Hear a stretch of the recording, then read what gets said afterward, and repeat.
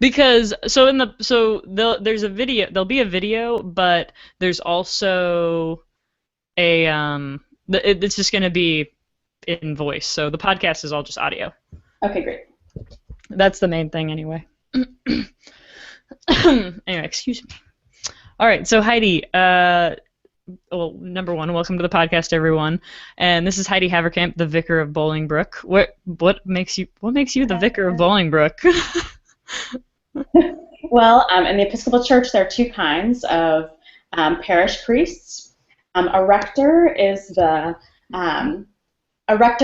parish priest in a church that's fully financially independent from its diocese and its bishop.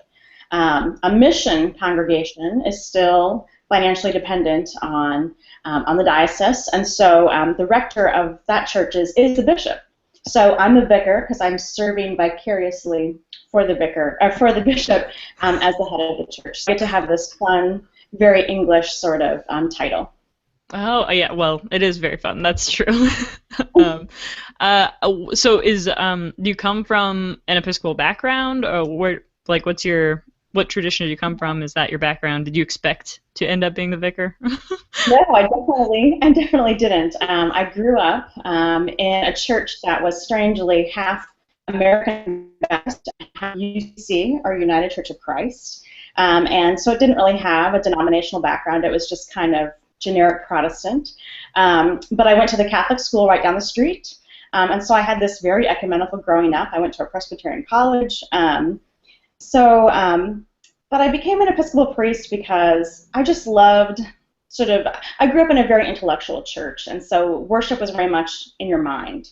And I just feel very drawn to the kinesthetic and the physical, especially in worship and my spirituality. And so, and I thought I might want to be a priest, so I actually visited a few Catholic churches as I was discerning my future, but decided, no, I think I want a tradition where I could be a minister. And so I landed in an Episcopal church in my neighborhood that was a really great place to be. So I might have become Disciples of Christ or something else, but I really wanted communion every week.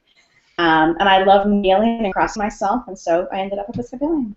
Oh, it seems relatively straightforward as far as as far as the story goes. So how was it growing up with an ecumenical background? Did you find that it was more difficult, easier, in a sense that you have groups that kind of don't always get along? Yeah, but in your mind they get along. I guess so. I guess the neighborhood I grew up in, everyone was really, I don't know, everyone got along in my neighborhood, so it was never really an issue like for the other Protestants in the church I grew up in that we went to Catholic school. All my Catholic teachers were really fine. I mean, so we just, we didn't go out for communion at my Catholic church, but we got to go out for confession. I mean, that was interesting. We were invited to come share in confession if we wanted to, so I remember trying it out. There was a while in my own mind that I was very self-righteous about, that I was not Catholic. I think I was in third grade, and so for a while, we'd say the Hail Mary, to start class, and I would not say the Hail Mary because I was not Catholic. But I kind of got over that after a while, and you sort of have times in your life where you want to differentiate yourself or whatever. But the third grade, I like your that's a good third grade story. So I loved learning about all these different traditions. And I just feel very blessed that I can feel comfortable with so many different kinds of Christians. Mm-hmm. Oh yeah, I grew up in a similar sort of situation, except everybody didn't like each other. So yeah, so it's a little different where you're like, wait, but my mom's side of the family and my dad's side of the family, they're both Christian, but they don't like what? Yeah. Get it. I mean, luckily I grew up in a family where it was like, well, we all got together and we all still loved each other, so it worked out fine. But that's nice. Where are you from, or where did you grow up? Like, what's... I grew up in Hyde Park, which is a neighborhood on the south side of Chicago. Oh, cool. So lots of brainy people from the university there. So I think all of us religious people stuck together because most academics don't like religion very much, and so maybe that's why we all got along. Oh yeah, that could be. Um, so it sounds like sort of from, your third grade self-righteous self, you were kind of on this, you were kind of on a path to ministry, to priesthood, to wherever you're going.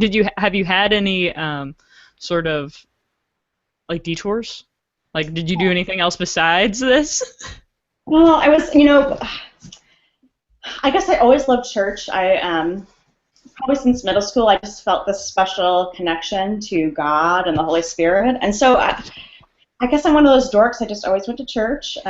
In college, I planned not to go. I thought, well, I'm going to take a break from church. But lo and behold, I saw an ad for this on-campus church my first week there, and I thought, well, I'll just go check that out. And of course, there was no turning back. So,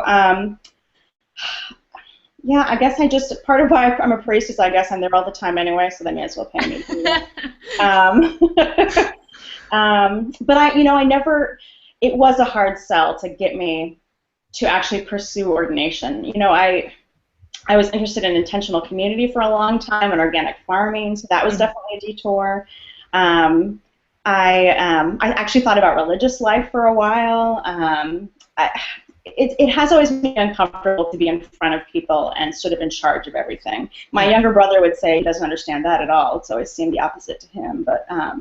But deciding to be the representative of your religion, that was a hard thing for me. But enough other people kept telling me, the church needs you. You should definitely be a priest. How can you not be a priest? So it was a hard adjustment the first few years, especially that I was in charge of a congregation. So, it was obvious and it was not, and it has not been an easy road. This is my 8th year, and hallelujah, I've kind of figured it out, sort of. Sort of. It's Yeah. like as soon as you think you figure it out, then it changes again. Yeah, I think that's how God works. So. Usually. But you said, so have you been in the same place for 8 years, or? Oh, Yeah. wow. That's awesome. Thanks. I feel very lucky. And how big is the church that you are? Like, I would say we average like 70, 75 on a Sunday. Maybe, it's always hard to say what a member is. I would say we have maybe 150 active people, including kids. That's very cool. I've been reading, or I read some of your blog posts, and I was reading some of your sermons, and like just in some of the most recent ones, you bring up like specific things in your church, or like it's very physical, like you said, you like to sort of you have the congregation there, they can look around, they can see things, they can, they might even be able to touch things or read things or hear things, and you can incorporate that into your preaching. I think that's really cool. You've been doing this for 8 years, and you said you had some challenges. What have been kind of the challenges? Is it butting heads with like different authority, or people, or other churches? What kinds of things? Wow, what a good question. I guess I would say most of the conflict has been with myself. The first few years, I guess I had in my head this template of what a priest was, of what an effective priest was, and it kind of was other priests and not me. And so sort of learning to be myself as a priest, and learning not to overwork, and trying to deal with my own perfectionism. There's just this sense that people always need you, and sometimes you believe they need you, and maybe they actually don't believe that they really need you as much as you think they do. So it's just this incredible pressure that I put on myself, and this incredible pressure I felt, in the midst of a declining denomination. You kind of, bishops and others kind of have this idea that the church is shrinking. We have to energize and make sure that we have vital churches that are thriving, and a lot of the time as the priest you kind of feel like that's your job. You have to figure that out, forgetting that you are part of a community of full-grown, educated, thoughtful adults who are there to do it with you.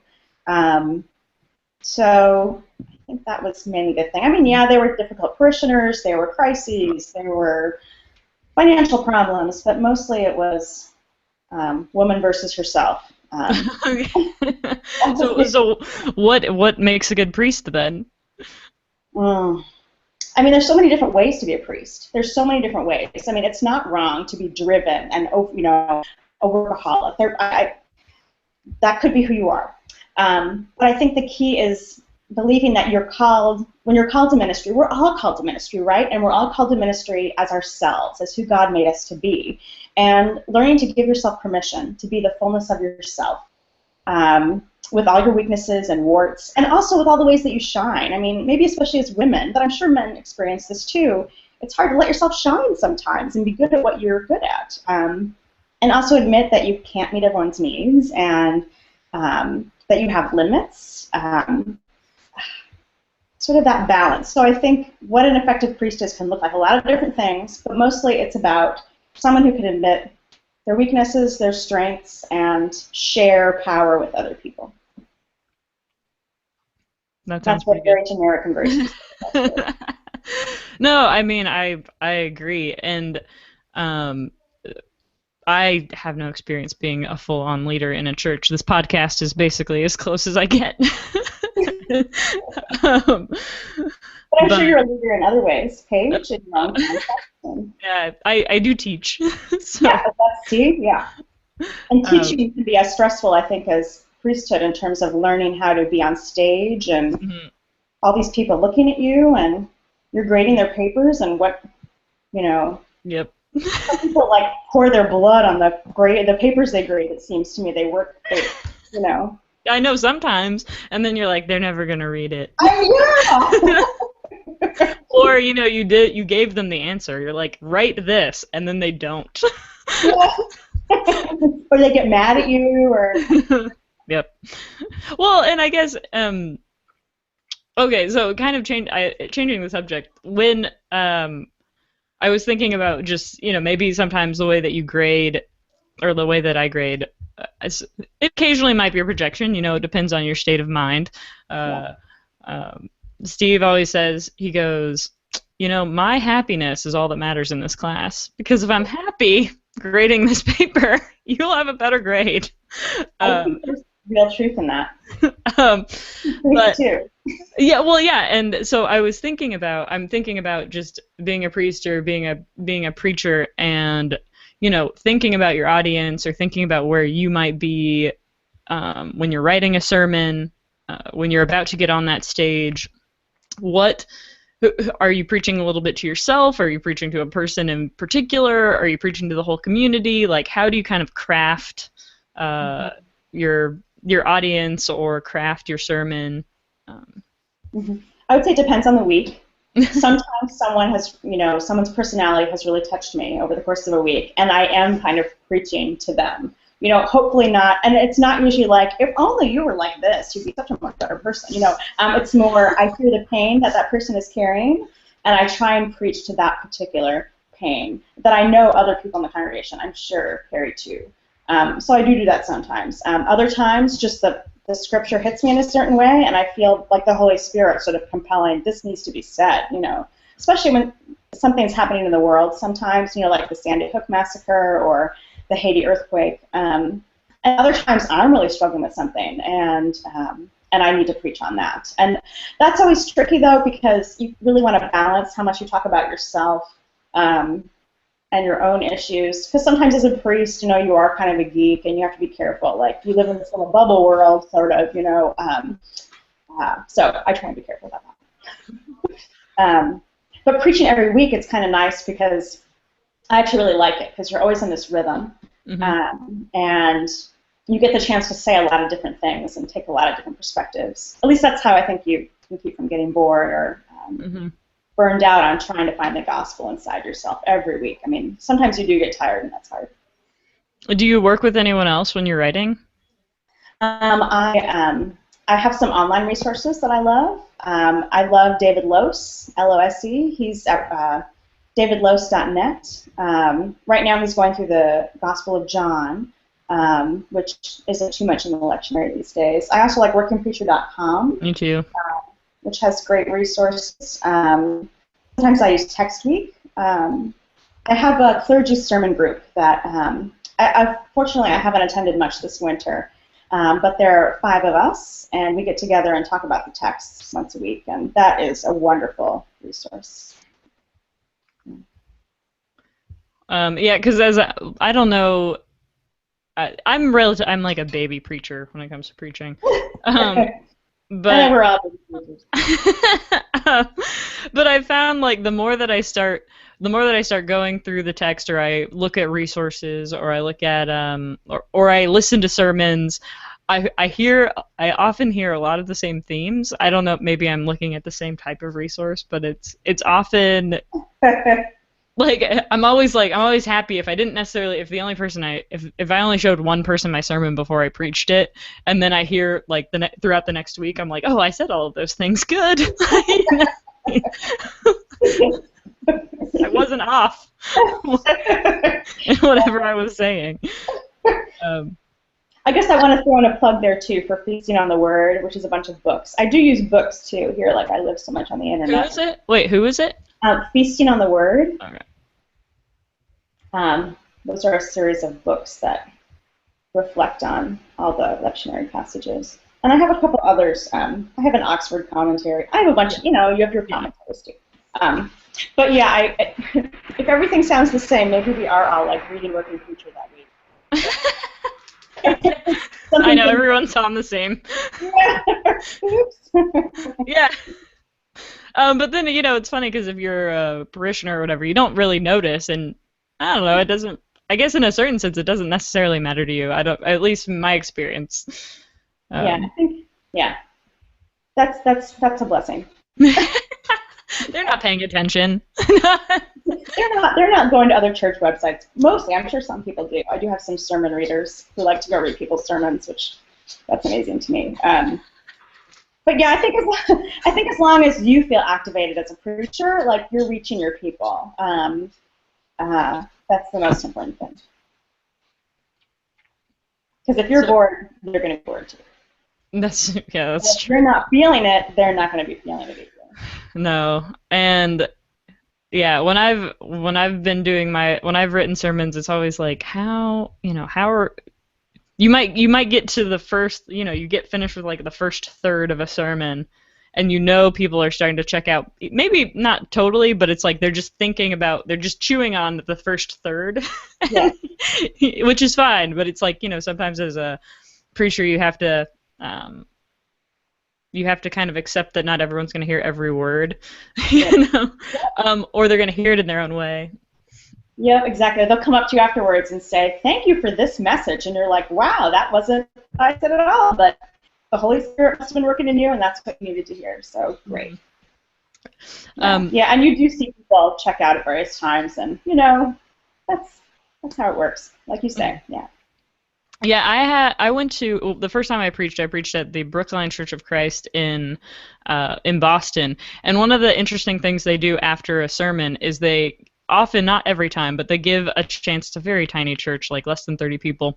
They give everyone a chance to give you feedback I Wow. Yeah, it's very interesting. It's kind of frightening, but for the most part, everyone's nice. But I mean, I'm wondering what kinds of pieces of feedback you've gotten, like good or bad or confused. Like, do you ever have to explain something to someone later, or? Most people are too polite to tell you when you're totally confused, or at least my people are. If it's really good, I've been preaching to my folks for almost going on 8 years, and so most of them are kind of used to my style. So in the beginning, they would say a lot more, but now it's kind of like, oh yeah, another great sermon from Reverend Heidi. So unless I really get over the head, I don't get too much. I will just add. When I was in my early 20s, I also pastored this teeny tiny UCC congregation out in Massachusetts. And that's a long story, but they did the same thing as the Brookline Church. But there was a minute of silence beforehand. Mm-hmm. Everyone kind of got a chance to hopefully think about what they were going to say. And the pastor was sort of asked not to say anything back, right? So each person, you called on people, and they would stand and sort of say what the sermon made them think of. I don't know, Brookline, it wasn't really so much critique as here's where the sermon took me, right? Mhm. Like here's where, here's what I heard, here's what I'd like to add. And yeah, it was a church of actually only about 15 people, this little church, and it was cool. It was neat. Mhm. Yeah. Have I ever gotten once? You know, once I said something about this was a lot. I said something about Pope Benedict in one of my sermons, and I was and apparently it came across a little too strong, so someone got very mad at me about that. That was when I was in seminary. Wait, And strong then is in a positive way or a negative way or? another thing, I mean, I didn't say he was a terrible person. I think I took something he had presented theologically in light of the scripture or something as an example. Um, and unfortunately, I only heard it third hand. So he told the pastor, who was my supervising pastor, who told me. So I kind of wish she could have connected the two of us, because it's never good hearing things third hand. But the other thing, actually, that same teaching pastor, who I love, I preached about Noah's Ark in some way. I used, Noah's Ark was the text. And she came to me afterwards very worried that the way I talked about Noah's Ark would make people think that it actually happened. That was her critique, like that I was too literal, which I don't believe literally in the story of Noah's Ark. I mean, that's always a complicated question, but that was probably the most interesting feedback I've ever had, that people could think it was real. Yeah, you needed to clear that up right at the beginning. I guess so. And then one other critique I got that was very interesting was I introduced a very difficult sort of conundrum. I think it was basically, are we all complicit in military action the U.S. performs abroad? Like, I think it was in Iraq or Afghanistan, and I sort of said, in a way we all have blood in our hands. And this was very early in my preaching career. But I didn't really leave people with a place to go with that. And someone came to me afterwards and said, you can't just leave us hanging like that. You have to bring us back to the gospel or go somewhere or tell us something, And so that was a really good critique. Well, that is pretty good feedback. I know sometimes, even when I reread sermons, it's like, oh, I kind of left that, like just kind of left it, for whoever my audience might be. Yes. I had another question. Someone said I should ask people is, so if you can think back to a time where there was like a really good sermon that you heard, or there was a sermon that really touched you in some way. When was that? What was that? What was it about that? Wow. It's too bad, but I remember a lot of really bad sermons. Yeah, I know, right? It's really not good. And I remember great preachers who I like hearing. Yeah.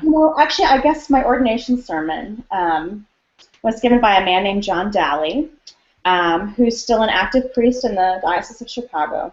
And he is a really fantastic preacher.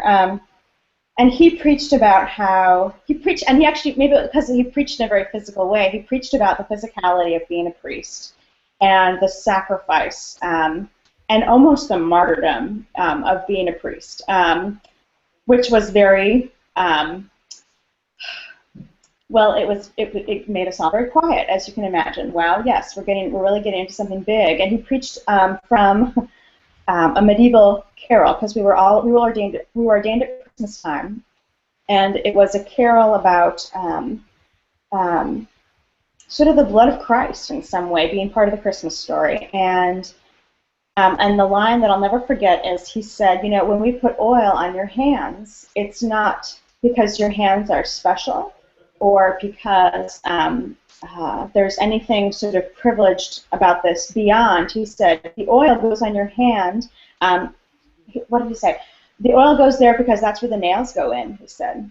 We are sort of pre-healing your hands because you are going to be crucified with Christ as a priest. And I have a copy of that sermon in my desk to this day in my office, and I haven't reread it in a while, but yeah, I'll never forget that one. So I guess in some ways that's why I use a lot of physical imagery too, because that's what sticks in my head. That's what I can hold on to more than theological stuff, which kind of gets lost. Yeah. And I think the more you can help people listen to what you're trying to say, and yeah, use gimmicks, be a little manipulative, but give them something they can take home and think about during the week. That's what I tend to remember too. And maybe that's Mm. why you remember so many bad sermons, because they hit you over the head and I know. I try to forget. yeah. Um, no, that's awesome. That's really cool. Oh, I should maybe mention you're the second interview that I've done so far. The first one was my sister. Anyway, um, I had another question. So, we're talking about this physicality and things, and this is something that I've kind of been struggling with the podcast. Is I mean, it's a podcast. there's Yeah, no, there's and I mean, there's no known audience right now, at least. yeah. Uh, I mean, I know a few of the people who are maybe my audience, Uh-huh. and I guess when I preach, I'm just preaching the way that I've preached before in Brookline. Yeah, so I'm curious, kind of like what do you think of this whole idea? Are you just gonna share your sermon for Sunday at your church? Or Yeah. are you gonna write something new? That's what I was wondering. Well, I admire this project, but I'm afraid I don't have time to write a Yeah, whole new yeah, sermon. yeah. No, I understand. So I'm gonna record what's preached at my congregation. So yeah, you'll probably hear some background noise. That's maybe a baby will cry, or you'll hear all the shuffling and people laughing at my jokes, which hopefully they will. Um, the um, I'm sorry, what was the question, Paige? Oh, the question was, so I mean, in this podcast, it's oftentimes it's just preaching to the internet. Like it's, Yes, into the void. what do you think of this idea of preaching to the internet? I'm always surprised that there are people out there who actually are looking for good sermons online. My brother-in-law is actually one of them. He's interested in what people are preaching about, what they have to say, whether he reads it, he listens to it. And I have some parishioners who I know do the same thing. So I guess maybe the people who need to find these sermons will find them. And I think there are people out there, maybe especially women in traditions where women can't preach, who or can't be ordained, who might be looking for women's voices giving the word. Um, so I guess I sort of drop it out there in the hope that they'll find it. But yeah, I mean, when you start a blog, you also don't really know. That's true. I do I know some readers, but it's all kind of a crapshoot. Holy Yeah. Spirit, I guess. Yeah, and I mean that's a part of why I started the podcast was there are so many women who really don't necessarily get a chance to preach or who never even thought of it as an option. You strike me as someone who knew it was probably always an option. I did. I grew up actually grew up with a woman pastor, so never thought But, about I never even considered it, I don't know, until I was in my late 20s. In my because it was just not something that women did. So, and I think you're not alone. Yeah. yeah, and Yeah. and I've asked some people are very surprised because like I'm like, I know you have a theological background, you can preach, Yeah. Um, Yeah.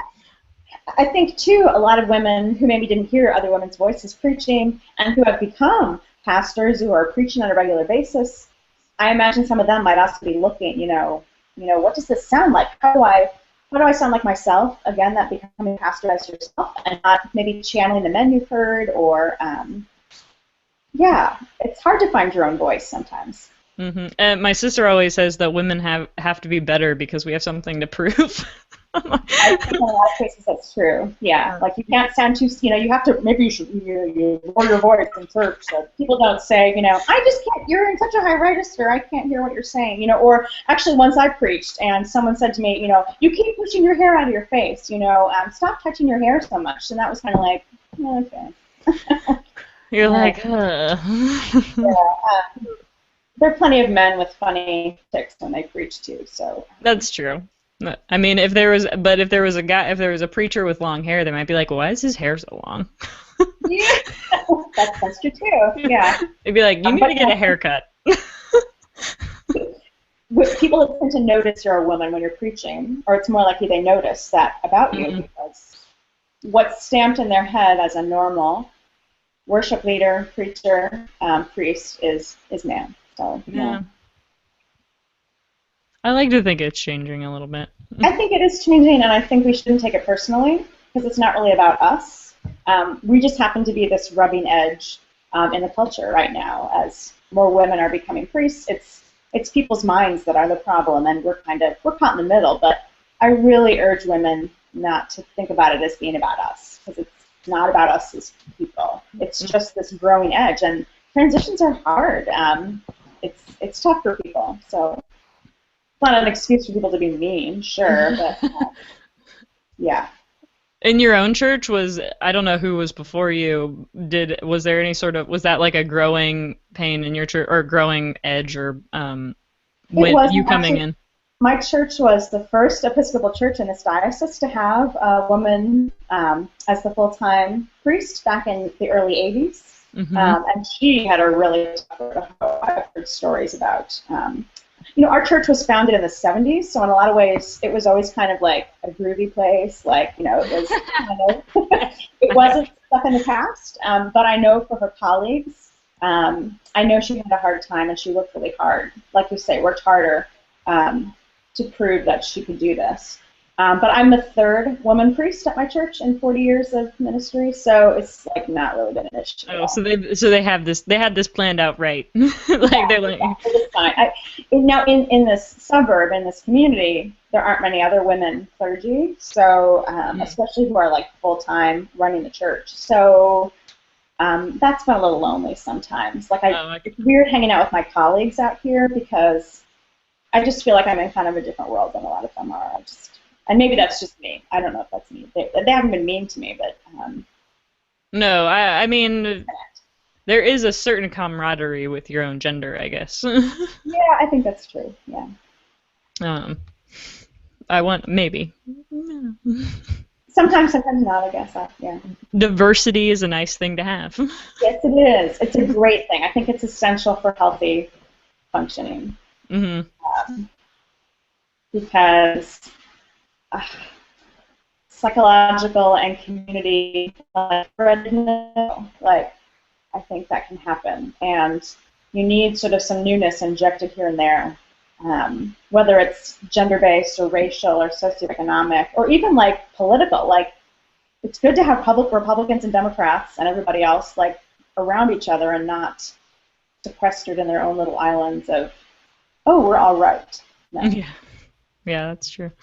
But I mean, it's interesting because you said you're like third generation woman priest in your church, and even just thinking about when people come into this country, it's always like third generation. That's the generation that's okay. Yeah. Huh? I hadn't thought about that. I like that. Yeah. So I mean, I guess maybe that's how long it's gonna take, either in one parish or, denominations or or in the denominations. Yeah, exactly. Makes a little bit of sense. Just thinking about it. Yeah. Well, let's. I don't know. Is there anything you want to plug or say or be like, come to Bolingbrook? Yeah, you're welcome to Bolingbrook anytime. Don't be afraid if you are a preacher to preach and be yourself. Help people listen to you. Don't take so many risks that you alienate your listeners. Mm-hmm. In a way, you're preaching as a group project. You're doing it with the people that you're preaching to. And Paige, I'm glad you're doing this podcast. I think it's great. I plan on publicizing not just my sermon, but the other ones that you post. I think the more voices are out there preaching, the better it is for the gospel, the better to help the Holy Spirit move through our world and our churches. So, thanks. I had this sort of ending podcast thing where I'm trying to think of like strange or interesting questions to ask people that don't have anything to do with preaching or ministry necessarily. For example, where is the most awesome place that you've traveled and would recommend everyone go there? Wow, the most awesome place or the most awful place? Awesome. Awesome. Okay, just checking. Not awful. I guess you wouldn't recommend people go to awful places. Wow. It's funny because I was just in Jerusalem, but I'm not going to recommend people go there unless you really feel called to. I'm going to actually recommend the Grand Canyon, where I went for the first time 2 years ago, and I didn't realize how amazing it would be. But it was amazing, and I preached enough sermons on it that my husband had to tell me, Heidi, you can't mention the Grand Canyon in your sermons anymore because I kept talking about it. Yes, I'd say the Grand Canyon or any national park. The national parks are so great. The National Park Service is amazing. But the Grand Canyon has become a cliche, but it's not. Go see it, even just for an hour a day. So. You're making me feel bad. Everyone I know who's gone to I've like passed the Grand Canyon multiple times, like driving and not gone to it. Oh. I know. And the older I get, the more I regret it. But I'm sure I will get a chance to see it. I don't think it's going anywhere. It's not going anywhere. No. Anytime soon. It's getting deeper, if anything else. It's not. Oh, okay. So. How about, I like this question. What was the last song that you danced to? Oh my gosh, what was the last song I danced to? Wow. I'm such a for such a kinesthetic person, I don't dance very much, even like when I'm listening to things. But maybe I guess what I think of is, I watched the Super Bowl halftime show, and now I know who Katy Perry is because I actually didn't really know who it was. That's awesome. And now Roar is in my head all the time, so I guess I'm gonna say that. You've been dancing to Roar since the Super Bowl. I think so.